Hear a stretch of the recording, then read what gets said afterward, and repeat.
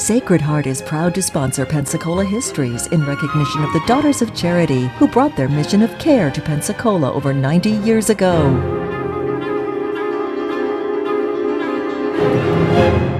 Hello and welcome to our continuing story of Pensacola, North America's first place city. And in this series of episodes, we've been talking about the care and compassion elements that have made up our society here in Escambia County in Pensacola for over 190 years. We have been a compassionate area, of compassionate people, and one by one, as possibilities emerged, we have moved into create new societies, new activities, new agencies which have helped people. In our past episodes, we've talked about all sorts of things, anywhere from the Association for Retarded Children to the Cerebral Palsy Program, the work of the various civic clubs as they founded clinics. We've talked about the emergence of hospitals. We talked about the Pearl Egan Home, which was the beginning of our Children's Home Society. One thing we may have omitted before to talk about, in 1948, for example, the physicians of the community and a number of others came together to create our local blood bank, which was a private organization with full support from the Navy and the Salvation Army and some of the others who rendered a lot of volunteer support. So we've had all sorts of wonderful things developing decade by decade, and as we move into the 1970s, some new needs begin to arise. Now, it's difficult to put a finger on exactly why some of these things began to plague us. But some people say, well, it was a result of the Vietnam War, and that may be. But beginning in the early 1970s, our local agencies, our law enforcement agencies and others began to find a strong traffic in drugs and alcoholism. We began to find all sorts of things that were affecting young people, and then of course as people developed bad habits, this of course led to crime and violence, so that throughout the last 40 years, alcoholism, drug abuse, and this sort of thing have begun a problem, and as a result, we have responded through various agencies that have tried to help people overcome this. The Drug and Alcohol Abuse Center here in Pensacola was one. The Community Mental Health Center has done a wonderful job in counseling on this. The Waterfront Rescue Mission and people like that do wonderful work in helping people try to break such habits. So does the Salvation Army. All of these people are trying to help others overcome problems. And I wish I could tell you in this episode that we have overcome all of this scourge for our community. That would not be true, because unfortunately, as of the day we make this broadcast here, we have in our county jail approximately 1,100 prisoners. And over 80% of those who are there because of some drug-related crime or violence. And so those problems are still with us. And while we've had a reaction to try and solve them or end them, those results are still very incomplete. Now, along with it, we began to develop another kind of abuse that I suppose has been with us always. And that was what we call physical abuse within the family. This became pretty much apparent in the late 70s and early 80s, when more and more women were being found to have been beaten or otherwise abused. And from this, a group of people came together, gained funding, gained some assistance from one of the hospitals for property, and they created what became known and is known today as Favor House. And Favor House is a sanctum for people who have been abused. They do all sorts of wonderful things to help the people, the counseling and other assistance, and it has been a wonderful addition to our community. About the same time, we began to see in our community here another element being created, and this was part of a national movement. It was stemmed out of the South, and this was an effort to help people who have very limited means to own their own home. And this, of course, is called Habitat for Humanity. Pensacola got its chapter of this back well over 30 years ago.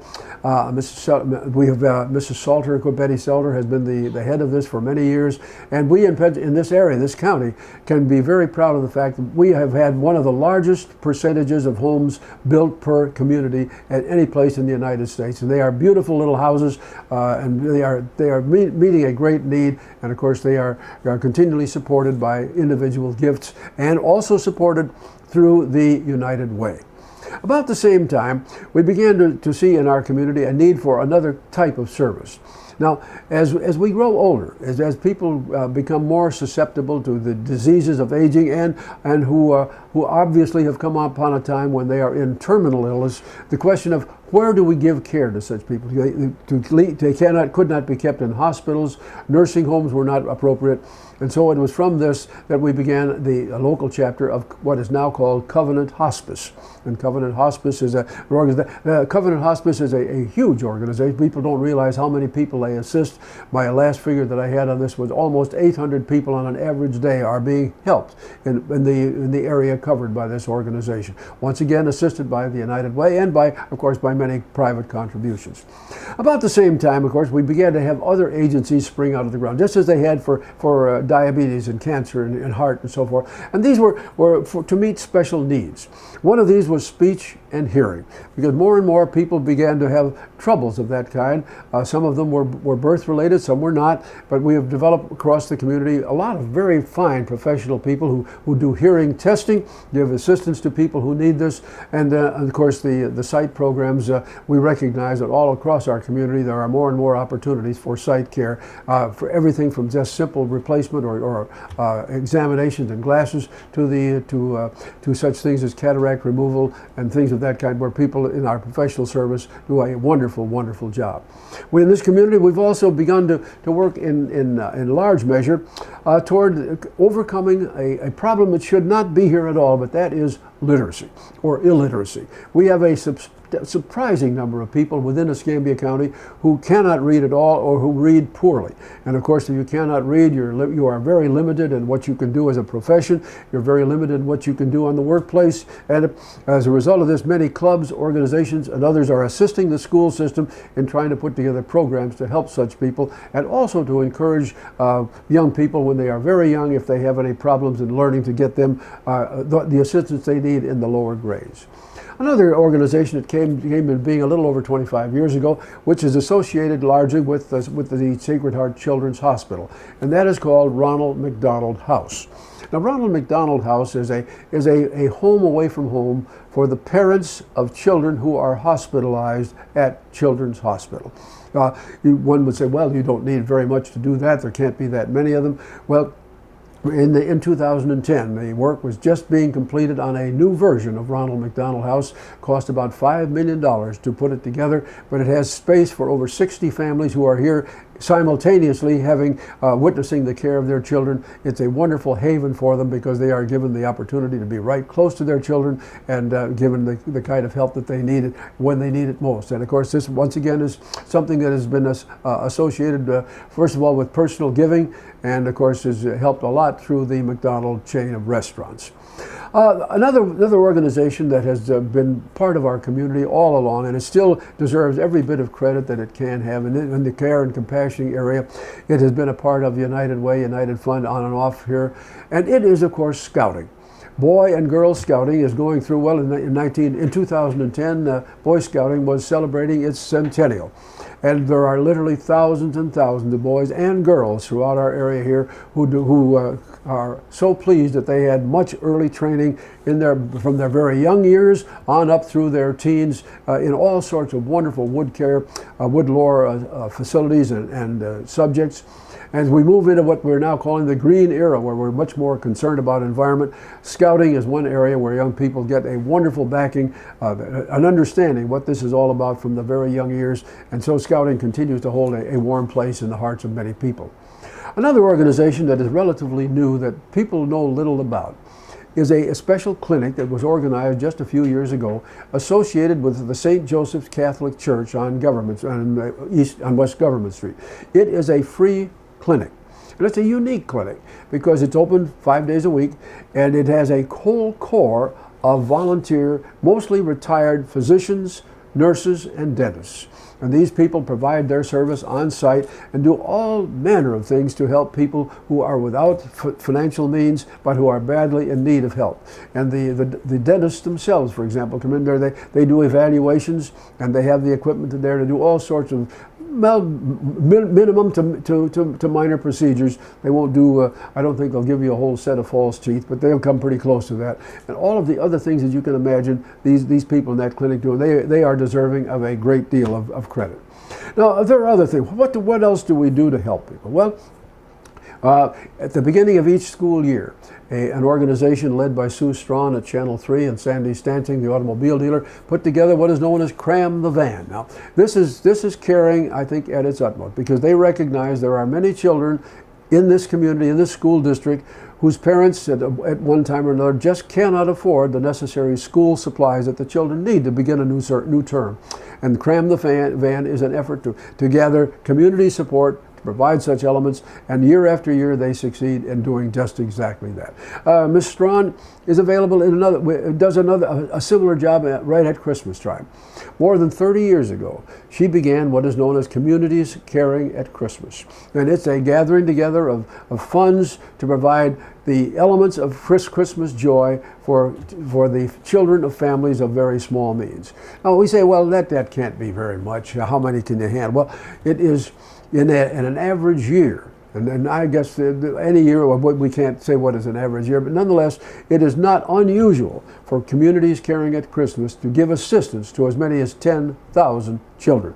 And they've gathered together all of the elements of gift that have been given to them. They are dispensed at the fairgrounds, and it's a heartwarming scene to watch the work that Sue and her many people put together out there. The station personnel help as well, and plus a great many volunteers. So it's one of the things that helped us a lot.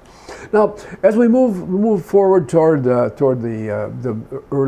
second decade, into the second decade of the 21st century, we have to recognize that another thing that is becoming a major part of our community and caring and concern is the ability to continue education.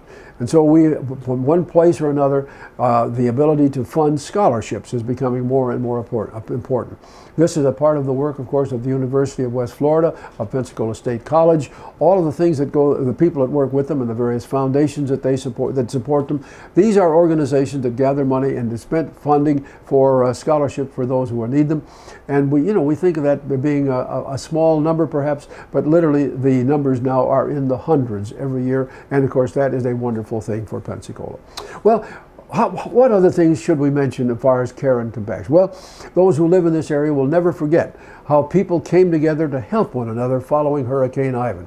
Now, when people lost homes and they had so many difficulties, their businesses were interrupted, utilities were out. People came together as they might have done back in colonial times and helped overcome a major problem for individuals and families in an almost record time. And then just a year later, they did exactly the same thing when Hurricane Dennis came down upon us. And once again, our community showed that it didn't just take government to do it. It was people helping people at every step of the way. And the people like the United Way were also right involved with it, as were all of the agencies that they support. Well, coming to the end of our story of care and compassion, we look back on 190 years of how this has evolved a step at a time. Today, the United Way is gradually changing its name to Escambia United, trying to broaden the scale on which it works to cover special emphasis on housing, food, literacy, and poverty, trying to put a focus on the things that the United Way people see are the greatest ongoing problems we face. Now, we live here in the most affluent country in the world.